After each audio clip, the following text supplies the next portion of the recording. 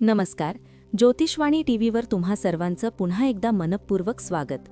आज आपण अशा एका विषयावर बोलणार आहोत जो ऐकून कदाचित तुम्हाला धक्का बसेल, पण हे सत्य आहे. मिथुन राशीच्या माझ्या लाडक्या मित्रमैत्रिणींनो, कधी असं झालंय का की तुमच्या अगदी जवळचा, तुमच्या ताटातलं खाणारा व्यक्तीच तुमच्या पाठीमागे तुमच्याबद्दल विष ओकतोय? तुम्ही प्रगतीचं एक पाऊल पुढे टाकता आणि कोणीतरी अदृश्य शक्ती तुम्हाला 2 पावलं मागे खेचते. आजचा हा व्हिडिओ तुमच्यासाठी एक आय ओपनर ठरणार आहे.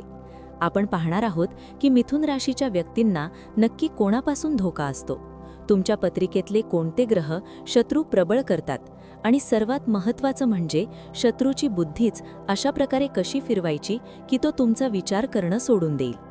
व्हिडिओच्या शेवटी मी एक असा उपाय सांगणार आहे जो तुमच्या घराचं संरक्षण कवच बनेल. त्यामुळे एकही शब्द मिस करू नका.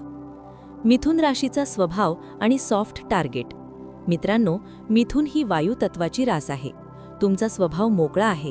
तुम्ही कोणाशीही चटकन मैत्री करता, पण तुमची हीच मैत्रीपूर्ण वृत्ती कधीकधी तुमच्यासाठी घातक ठरते. मिथुन राशीचे लोक खूप एक्सप्रेसिव्ह असतात. तुम्हाला काही चांगलं मिळालं की तुम्ही आनंदाच्या भरात ते जगाला सांगता. पण लक्षात ठेवा, तुमचं सुख सगळ्यांनाच सुख देतं असं नाही.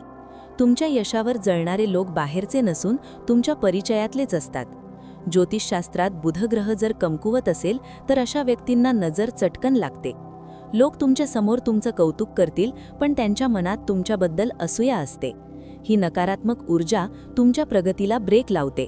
यालाच आपण अदृश्य शत्रू म्हणतो. नक्षत्रांनुसार शत्रूंचे सूक्ष्म प्रकार. तुमच्या नक्षत्रावरून आपण अधिक खोलात जाऊया. मृग नक्षत्र.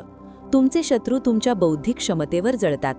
ऑफिसमध्ये तुमची एखादी आयडिया चोरणे किंवा साहेबांकडे तुमची चहाडी करणे असे प्रकार तुमच्यासोबत वारंवार घडतात. तुमचे शत्रू पांढरपेशे असतात. आर्द्रा नक्षत्र. या नक्षत्राचा स्वामी राहू आहे. तुम्हाला शत्रूंचा त्रास सामाजिक स्तरावर जास्त होतो. तुमच्याबद्दल अफवा पसरवणे किंवा तुमची बदनामी करणे हे यांचे मुख्य शस्त्र असते. हे लोक खूप कनिंग असतात. पुनर्वसू नक्षत्र.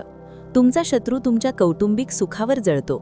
घरात विनाकारण वाद लावणे, सासू-सुनांमध्ये किंवा पती-पत्नींमध्ये गैरसमज निर्माण करणे हे काम पुनर्वसू नक्षत्राच्या शत्रूंचे असते. शत्रू आणि नकारात्मक ऊर्जा ओळखण्याच्या खुणा. तुम्ही म्हणाल, ताई, आम्ही कसं ओळखायचं की कोणीतरी आमच्यावर उलटंसुलटं करतंय किंवा आमचं वाईट चिंतय? तर या 5 खुणांकडे लक्ष द्या. 1. विनाकारण भांडणे. घरात कोणतेही मोठं कारण नसताना अचानक वादावादी होणे. 2. साधनं बिघडणे. घरातील इलेक्ट्रिक वस्तू, नळ किंवा तुमचं वाहन वारंवार बिघडणे हे राहू आणि शनीच्या अशुभ प्रभावाचं लक्षण आहे, जे शत्रू पीडेमुळे वाढतं. 3. चेहऱ्यावरची कळा जाणे. तुमची प्रकृती ठीक असूनही लोक तुम्हाला विचारतात की तू आजारी आहेस का किंवा तुझा चेहरा का उतरलाय? ही समोरच्याची टोचणी किंवा नजर असते. 4. झोपेत दचकणे. रात्री शांत झोप न लागणे किंवा स्वप्नात सतत कोणाशी तरी भांडताना स्वतःला पाहणे. 5. पाळीव प्राणी किंवा रोपे. तुमच्या घरातील झाडं अचानक सुकू लागली किंवा पाळीव प्राण्यांच्या वागण्यात बदल झाला तर समजा घरात नकारात्मक ऊर्जा शिरली आहे. 3 प्रभावशाली सात्विक महाउपाय. आता वळूया उपायांकडे. हे उपाय कोणाचंही वाईट करण्यासाठी नाहीत, तर स्वतःच्या संरक्षणासाठी आहेत. उपाय 1. बुधाची शुद्धी आणि हिरव्या मुगाचा तोडगा. बुधवारी मुठभर हिरवे मूग घ्या आणि यावर ओम बुधाय नमः असा 108 वेळा जप करा आणि हे मूग पक्ष्यांना खाऊ घाला. यामुळे तुमची बुद्धी तीक्ष्ण होईल आणि शत्रूचे कोणतेही कट तुमच्या विरुद्ध यशस्वी होणार नाहीत. उपाय 2. बगलामुखी रक्षा कवच. ज्यावेळी तुम्हाला वाटेल की शत्रू तुमच्यावर भारी पडतोय, त्यावेळी पिवळ्या रंगाच्या कागदावर शत्रूचं नाव लाल शाहीने लिहा. त्यावर थोडी हळद टाका आणि तो कागद फोल्ड करून कपाटात खाली दाबून ठेवा. हे करत असताना माता बगलामुखीला प्रार्थना करा की या व्यक्तीचे माझ्याबद्दलचे नकारात्मक विचार थांबवावेत. हा उपाय शत्रूची बुद्धी शांत करतो. उपाय 3. मीठ आणि कापूर. वास्तुशुद्धी. दर शनिवारी सायंकाळी घराच्या 4ही कोपऱ्यात थोडं खडे मीठ ठेवा आणि दुसऱ्या दिवशी ते वाहत्या पाण्यात टाकून द्या. तसेच भीमसेनी कापूर जाळून त्याचा धूर पूर्ण घरभर दाखवा.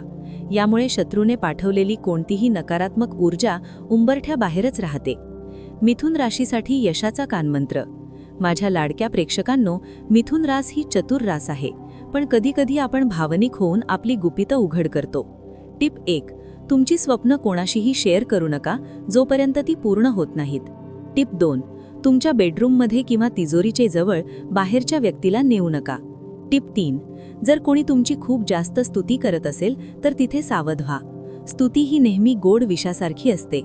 मित्रांनो, शत्रू कितीही मोठा असला तरी तुमची आंतरिक शक्ती आणि देवावरचा विश्वास त्याच्यापेक्षा मोठा आहे. आजचे उपाय श्रद्धापूर्वक करा आणि तुमचा अनुभव मला कमेंट्समध्ये नक्की सांगा.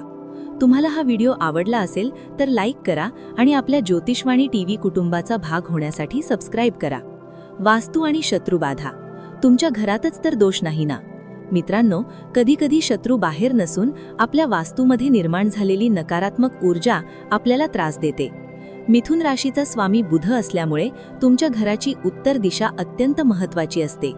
चुका टळा. जर तुमच्या घराच्या उत्तर दिशेला कचरा असेल, जुन्या मोडक्या वस्तू असतील किंवा तिथे चपलांचा ढीग असेल तर तुमचा बुधग्रह कमकुवत होतो.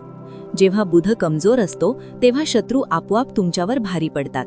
उपाय: उत्तर दिशेला एका काचेच्या बाउलमध्ये पाणी भरून त्यात ताजी फुलं ठेवा. यामुळे घरात सकारात्मक ऊर्जा खेळती राहील आणि बाहेरून आलेली कोणतीही वाईट नजर तिथेच थांबेल. दारावरचा तोडगा. मिथुन राशीच्या व्यक्तींनी आपल्या मुख्य दरवाजाच्या वरच्या बाजूला आतून आणि बाहेरून गणपतीचा फोटो किंवा स्वस्तिक लावावे. यामुळे घरामध्ये येणाऱ्या प्रत्येक व्यक्तीची नकारात्मक दृष्टी नष्ट होते. राहू केतूची चाल आणि मिथुन राशीची कोंडी. आता आपण बोलूया अशा ग्रहांबद्दल जे गुप्त शत्रू निर्माण करण्यात माहीर आहेत. ते म्हणजे राहू आणि केतू. मिथुन राशीच्या कुंडलीत जेव्हा राहू 6व्या किंवा 12व्या स्थानी येतो तेव्हा तुम्हाला असं वाटायला लागतं की पूर्ण जग तुमच्या विरोधात आहे.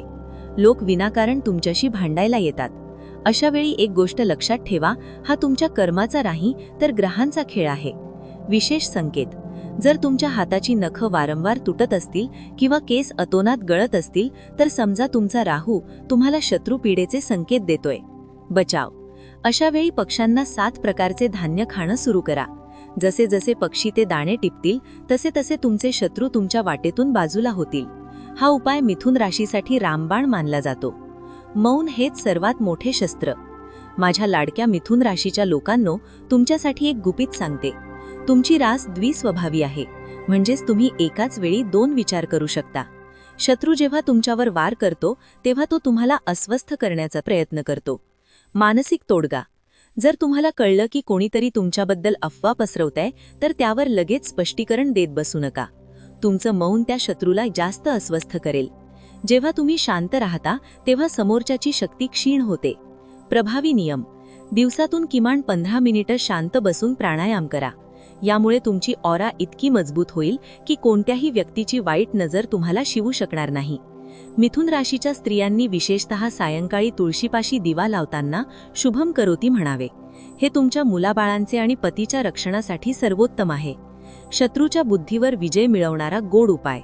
जाता जाता एक असा उपाय जो शत्रूच्या मनातील द्वेष संपवू शकतो.